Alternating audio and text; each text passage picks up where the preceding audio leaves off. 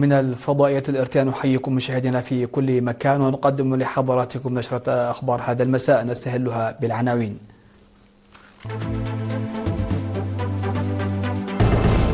مكتب الزراعة في القاشبركة يقوم بتطعيم 3 ملايين من المواشي والدواب. اتحاد ألعاب القوى في الأوسط يكرم الرياضيون والمدربون المتميزون. الطلاب في الإقليم الأوسط يحتفلون في 4 يناير بيوم الرياضيات.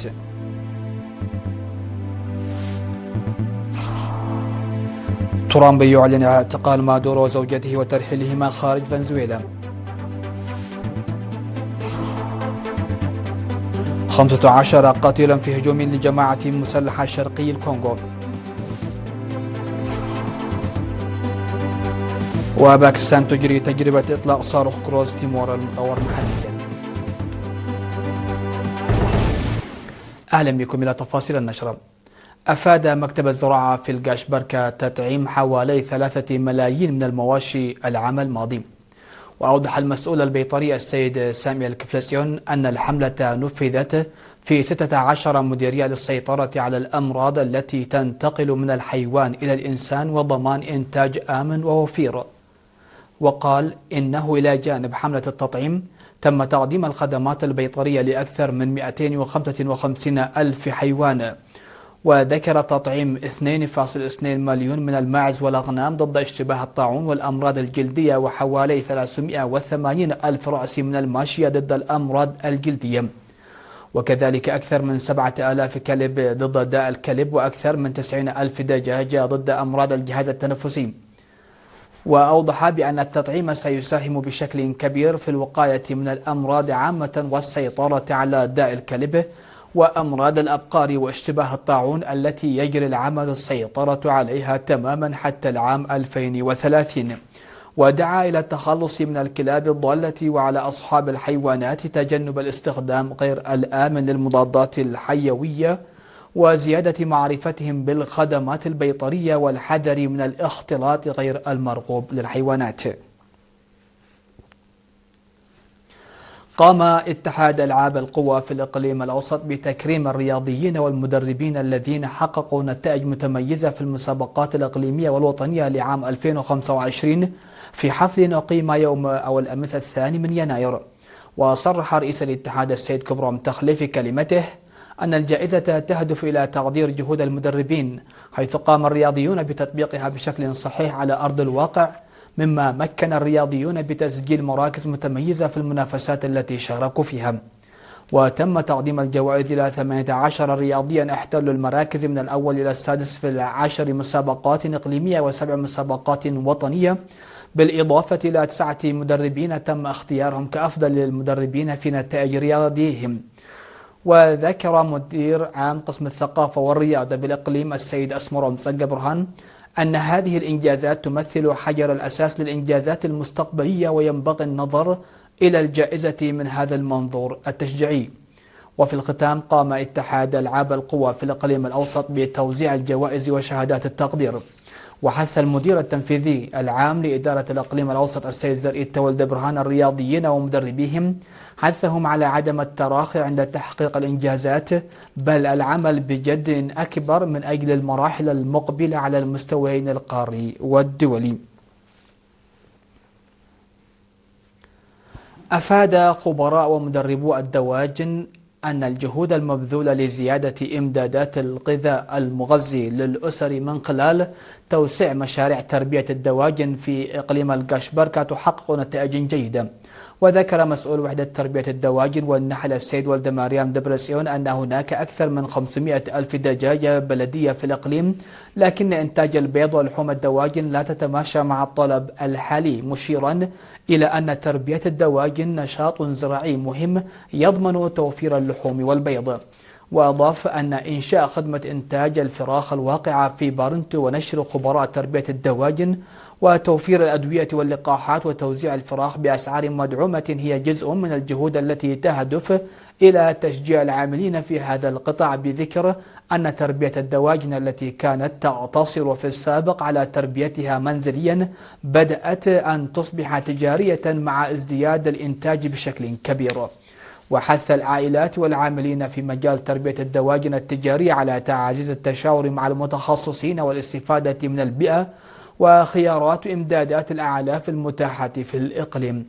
وأكد مسؤول مركز إنتاج الفراخ بالإقليم السيد أوسانا موغوس وممثل متابعة مشاريع تربية الدواجن بمدينة بارنتو السيد ملو برهان عقباي، ذكر بدورهما أن الهدف هو خلق بيئة للعائلات لضمان إمدادات غذائية مغذية وفوائد اقتصادية من خلال تربية أكبر عدد ممكن من الدواجن.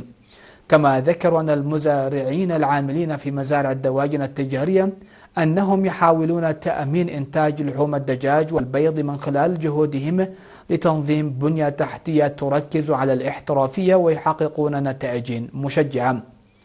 وفي الختام ذكروا بضرورة النظر في توفير أعلاف الدواجن المتبلد واللقاحات والأدوية وتخصيص مساحة لبيعها، مشيدين بمركز بارنتو لإنتاج الفراخ مما خفض من تكاليف بدء مشاريع تربية الدواجن. احتفل طلاب مدرسة بحة مسكرم المتوسطة في الإقليم الأوسط بيوم الرياضيات في 4 يناير الجاري. وقال مدير المدرسة الأستاذ جيتو أم برهاني إن المحتوى أعده الطلاب من الصف السادس إلى الثامن لاختبار قدرات وإمكانات الطلاب. وأوضح الأستاذ ياسين إبراهيم أحد منسقي البرنامج أن المحتوى الذي يركز على الرياضيات والعلوم والعيش بالتدبير هو نهج تعليمي يتمحور حول الطالب. وقال مسؤول الإدارة والمالية في مكتب التعليم الأستاذ مسفن ولد سلاسي قال إن البرنامج يندرج ضمن الجهود المبذولة لتصحيح نقاط الضعف في الرياضيات. وتم في المناسبة افتتاح روضة أطفال جديدة إضافة إلى عرض للطلاب في الابتكار والتصنيع. نظم فرع جامعة المعلمين في إقليم شمال البحر الأحمر اجتماعا مع المعلمين في مدينة الشعب حول دستور الجمعية وأهمية التنظيم. وأوضح مسؤول الفرع الجمعية الأستاذ صالح حسن أن الجمعية فتحت مكاتب في جميع المديريات لمتابعة وضع المعلمين عن كثب وتصحيح المشاكل في وقت مبكر. من جانبه ذكر مسؤول مكتب التعليم في مديرية الشعب الأستاذ جمع صالح ذكر أهمية اللقاء داعيا المعلمين بفهم الشرح المقدم وأن يكونوا مجتهدين ومؤثرين في مكان عملهم. تعهد المشاركون على العمل في تعزيز التعاون الاقتصادي للمعلمين وتقوية الجمعية الناشطة في تعزيز الوحدة والوئام والمحبة بين أعضائها.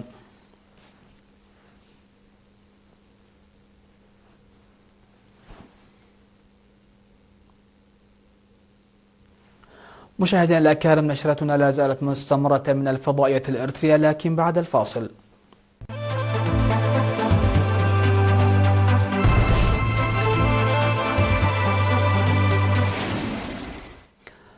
أهلا بكم على الصعيد العالمي. أعلن الرئيس الأمريكي دونالد ترامب بأن القوات الأمريكية ألقت القبض على الرئيس نيكولاس مادورو بعد ما نفذت ضربة واسعة النطاق في فنزويلا.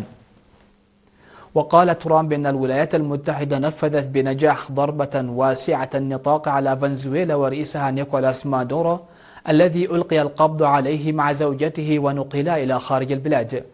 وذكر أنه تم تنفيذ هذه العملية بالتنسيق مع جهات إنفاذ القانون في الولايات المتحدة.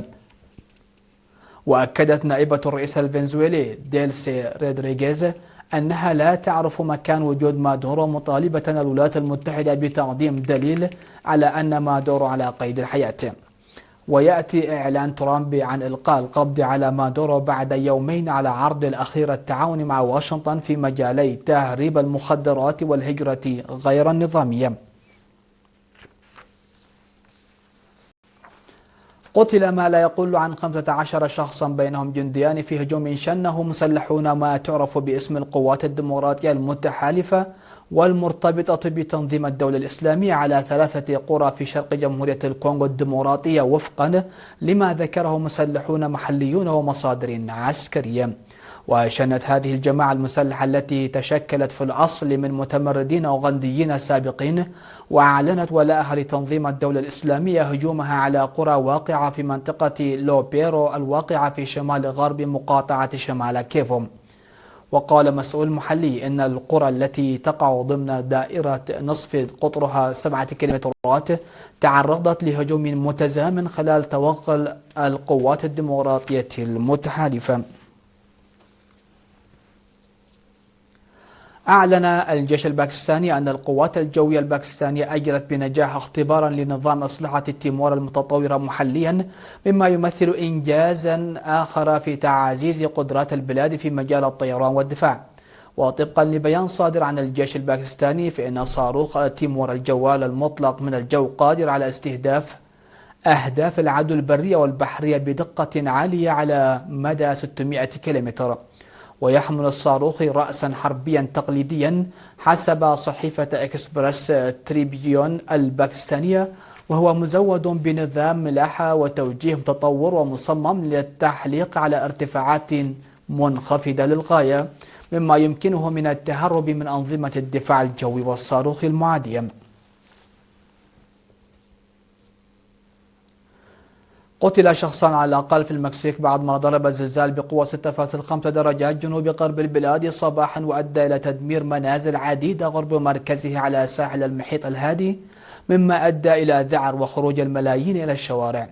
وأفادت الهيئة المسح الجيولوجية الأمريكية أن زلزالا قوته 6.5 درجة هز منطقة قريبة من ساحل المحيط الهادي في ولاية جيريرو، وأنه وقع على عمق 35 كيلومترا.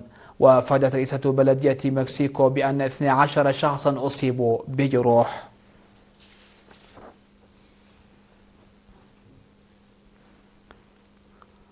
مشاهدينا الأكارم، نختم نشرة هذا المساء بذكر أهم ما جاء فيها.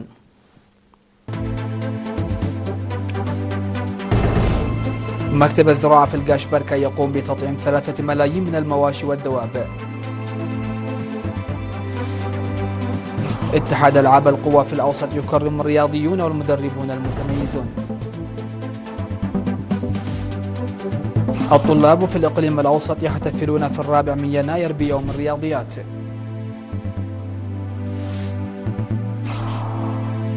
ترامب يعلن اعتقال مادورو وزوجته وترحيلهما خارج فنزويلا.